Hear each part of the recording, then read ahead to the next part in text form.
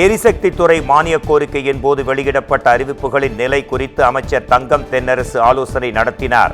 சென்னை அண்ணா சாலையில் உள்ள தமிழ்நாடு மின் உற்பத்தி மற்றும் பகிர்மான கழக தலைமை அலுவலகத்தில் அமைச்சர் தங்கம் தென்னரசு தலைமையில் ஆலோசனை கூட்டம் நடைபெற்றது. இந்த ஆலோசனை கூட்டத்தில் எரிசக்தித்துறை மானிய கோரிக்கையின் போது வெளியிடப்பட்ட அறிவிப்புகள் மீது எடுக்கப்பட்ட நடவடிக்கைகள் குறித்தும் அவற்றை செயல்படுத்துவதில் இருக்கும் நடைமுறை சிக்கல்கள் மற்றும் சாத்தியக்கூறுகள் குறித்தும் ஆலோசிக்கப்பட்டன. கொளத்தூரை தலைமையிடமாக கொண்டு புதிய வருவாய் வட்டத்தை உருவாக்கி தமிழ்நாடு அரசின் வருவாய் மற்றும் பேரிடர் மேலாண்மை துறை உத்தரவிட்டுள்ளது. அதன்படி அயனாவரம் வருவாய் வட்டத்திலிருந்து கொளத்தூர் வருவாய் வட்டம் புதிதாக உருவாக்கப்பட்டுள்ளது. கொளத்தூர் வட்டத்தில் பொது பிரிவு, சமூக பாதுகாப்பு பிரிவு, நகர்ப்புற நிலவரி திட்டம், வட்ட கலால் அலுவலகம், நில அளவை பிரிவு உள்ளிட்ட அரசு துறை அலுவலகங்கள் உருவாக்கப்பட்டுள்ளதாக தெரிவிக்கப்பட்டுள்ளது. மேலும் வட்டாட்சியர், துணை வட்டாட்சியர், முதுநிலை மற்றும் இளநிலை வருவாய் ஆய்வாளர் உள்ளிட்ட 36 பணியிடங்கள் புதிதாக உருவாக்கப்பட்டுள்ளதாகவும் 2024-25 ஆண்டில் மீதமுள்ள 8 மாதங்களுக்கு தொடர் செலவினங்களுக்கு 1,93,00,000 ரூபாய் ஒதுக்கீடு செய்யப்பட்டுள்ளதாகவும் அறிவிக்கப்பட்டுள்ளது.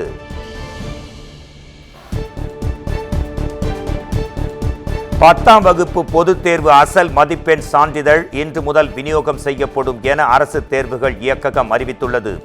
தமிழ்நாட்டில் மாநில பாடத்திட்டத்தில் படித்து 10ஆம் வகுப்பு மாணவர்களுக்கான பொதுத் தேர்வு கடந்த மார்ச் மாதம் 26ஆம் தேதி தொடங்கி ஏப்ரல் மாதம் 8ஆம் தேதி வரை நடைபெற்றது.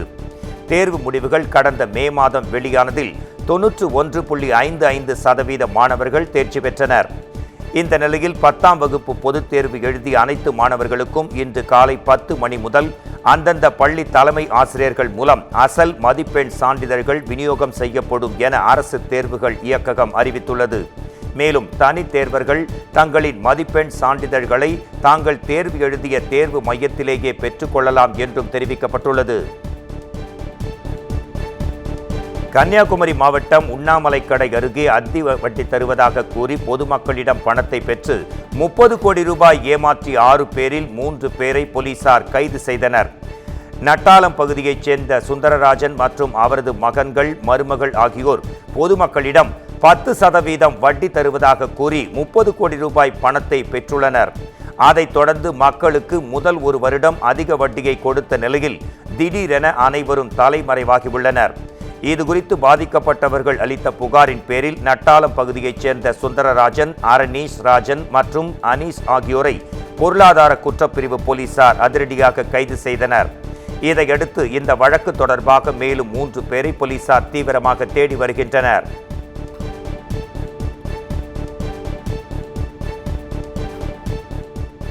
கடையநல்லூர் நகராட்சி கூட்டத்தில் நிறைவேற்றப்பட்ட தீர்மானத்திற்கு தடை விதிக்க முடியாது என உயர்நீதிமன்ற மதுரை கிளை உத்தரவு பிறப்பித்துள்ளது. தென்காசி மாவட்டத்தைச் சேர்ந்த ராமகிருஷ்ணன், திவான் மைதீன் ஆகியோர் உயர்நீதிமன்ற மதுரை கிளையில் மனு தாக்கல் செய்திருந்தனர். அதில் கடையநல்லூரில் கடந்த 16ஆம் தேதி நடத்தப்பட்ட நகராட்சி கூட்டத்தில் எதிர்ப்பு தெரிவித்தும் நகராட்சி தலைவரின் விருப்பத்திற்கு ஏற்று பெரும்பாலான தீர்மானங்கள் நிறைவேற்றப்பட்டதாகவும் அந்த தீர்மானங்களுக்கு இடைக்கால தடை விதிக்க வேண்டும் என்றும் அவர்கள் தெரிவித்திருந்தனர். இதுகுறித்து நடைபெற்ற விசாரணையில் நகராட்சி கூட்டத்தில் நிறைவேற்றப்பட்ட தீர்மானங்களுக்கு தடை விதிக்க முடியாது என்றும் மனுதாரர்கள் தங்களது கோரிக்கை குறித்து நகராட்சி இயக்குநரிடம் மனு செய்து நிவாரணம் பெற்றுக் கொள்ளலாம் என்றும் நீதிபதி உத்தரவிட்டார். கிருஷ்ணகிரி மாவட்டம் காவேரிப்பட்டணம் சார் பதிவாளர் அலுவலகத்தில் லஞ்ச ஒழிப்புத்துறை போலீசார் நடத்திய சோதனையில் கணக்கில் கொண்டுவரப்படாத 1 லட்சம் ரூபாயை பறிமுதல் செய்துள்ளனர். காவேரிப்பட்டணத்தில் செயல்பட்டு வரும் சார் பதிவாளர் அலுவலகத்தில் அதிகாரிகள் போலி பத்திர எழுத்தர்களை வைத்து பல்வேறு முறைகேடுகளில் ஈடுபடுவதாகவும் லஞ்சம் வாங்குவதாகவும் லஞ்ச ஒழிப்புத்துறை போலீசாருக்கு தொடர்ந்து புகார்கள் வந்த வண்ணம் இருந்தன. அதன் அடிப்படையில் லஞ்ச ஒழிப்பு போலீசார் அங்கு சோதனை மேற்கொண்டனர். அப்போது கணக்கில் கொண்டு வரப்படாத 1 லட்சம் ரூபாய் இருப்பது தெரிய வந்ததை அடுத்து அவர்கள் பணத்தை பறிமுதல் செய்தனர். இதையடுத்து சார் பதிவாளர் கார்த்திகேயன் தற்போது விடுப்பில் இருப்பதால் பொறுப்பு சார் பதிவாளர் ரூபனா மற்றும் அலுவலகத்தில் உள்ள பணியாளர்களிடம் லஞ்ச ஒழிப்பு போலீசார் விசாரணை மேற்கொண்டு வருகின்றனர். மதுரை பெங்களூரு இடையே வந்தே பாரத் ரயில் விரைவில் இயக்கப்படும் என சேலம் கோட்ட மேலாளர் தெரிவித்துள்ளார். சேலம் கரூர் இடையே இருக்கும் ரயில் நிலையங்களை சேலம் கோட்ட மேலாளர் பங்கஜ்குமார் சின்ஹா தனி ரயில் மூலம் அதிகாரிகளுடன் ஆய்வு மேற்கொண்டார். அதனைத் தொடர்ந்து கரூரில் செய்தியாளர்களை சந்தித்த அவர், கரூர் ரயில் நிலையத்தில் நடைபெற்று வரும் கட்டுமான மேம்பாட்டு பணிகள் 60% நிறைவடைந்துள்ளதாகவும் மீதமுள்ள பணிகள் விரைந்து முடிக்கப்படும் என்றும் தெரிவித்தார். மேலும் மதுரையிலிருந்து கரூர் வழியாக பெங்களூரு வரை வந்தே பாரத் ரயில் விரைவில் இயக்கப்படும் என்றும் அவர் மேலும் தெரிவித்தார். புதுக்கோட்டை அருகே ஒரே அரசு பள்ளியைச் சேர்ந்த 5 மாணவர்கள் மருத்துவ படிப்பிற்கு தேர்ச்சி பெற்றுள்ளனர். வயலோகம் பகுதியில் செயல்பட்டு வரும் அரசு மேல்நிலைப் பள்ளியில் தற்போது 798 மாணவர்கள் பயின்று வருகின்றனர்.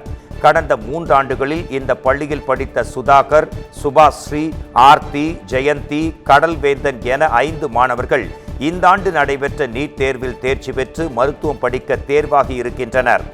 இந்நிலையில் மாணவர்களை பாராட்டும் விதமாக அவர்கள் படித்த வயலோகம் அரசு மேல்நிலைப் பள்ளியில் அவர்களுக்காக பாராட்டு விழா நடைபெற்றது. தென்காசியில் சாலை விபத்தில் உயிரிழந்த 3 பேரின் குடும்பத்தினருக்கு தலா 2 லட்சம் ரூபாய் நிதி உதவி வழங்க உத்தரவிடப்பட்டுள்ளது. தென்காசி மாவட்டம் திருச்சிற்றம்பலம் கிராமத்திலிருந்து விவசாய வேலைக்காக 17 பேர் 4 சக்கர வாகனத்தில் சென்றனர். அப்போது ஓட்டுநரின் கட்டுப்பாட்டை இழந்த வாகனம் வளைவில் திரும்பும் போது கவிழ்ந்து விபத்துக்குள்ளானது. இந்த விபத்தில் 3 பேர் சம்பவ இடத்திலேயே பரிதாபமாக உயிரிழந்தனர். இந்நிலையில் விபத்தில் உயிரிழந்தவர்களின் குடும்பத்தினருக்கு முதலமைச்சர் மு.க. ஸ்டாலின் இரங்கல் தெரிவித்துள்ளார். மேலும் உயிரிழந்தவர்களின் குடும்பத்தினருக்கு தலா 2 லட்சம் ரூபாயும், பலத்த காயமடைந்து மருத்துவமனையில் சிகிச்சை பெற்று வருவோருக்கு தலா 1 லட்சம் ரூபாயும் முதலமைச்சரின் பொது நிவாரண நிதியிலிருந்து வழங்க அவர் உத்தரவிட்டுள்ளார்.